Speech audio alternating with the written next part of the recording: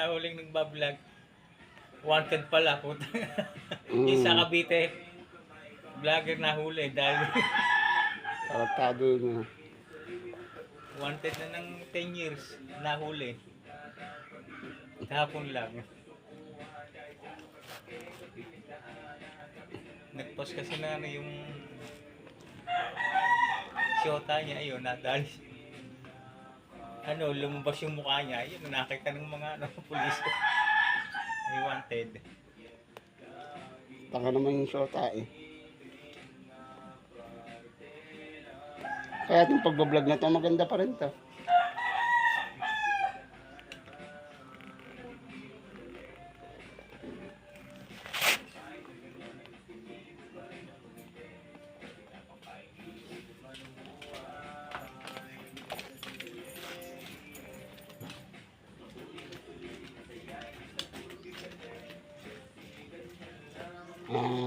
Ma'am, kung sino man po nanonood, ito po ay tatahiin ko. Pero dito ko po padadaanin sa ilalim kasi kung sa ibabaw pangit yung tingnan, kaya dito ko po lalagyan ng tahi sa ilalim. Hindi po ari sa ano, black shoes po to. Ano po, black shoes.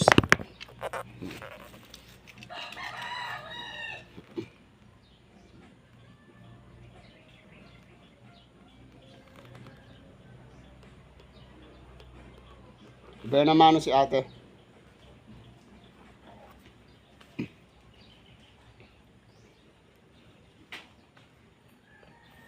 Kaya ano ba to, kinikiwi mo? Hindi pa. Bigyan nga kasi, abang ko lang yung nangihiram kung kinikiwi niya. Kukupas to. Ha? Kukupas. Ay, amo na eh. Mabilis na. Ano naman yun. Pag kinikiwi ko, kupasok. Mangungulubot siya, mamumuti.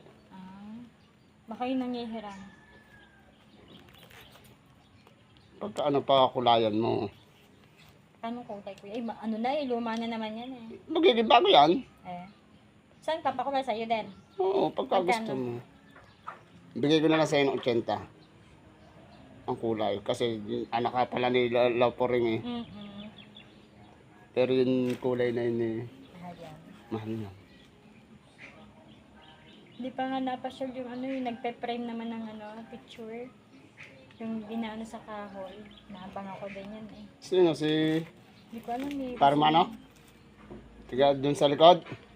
Kasi nag-ano ng ano, ng nagpe-frame ng mga picture. Parang ano yun? Hindi pa napasyal. Hindi kuya, pakuli na din. Ayan, nakablog ka ha.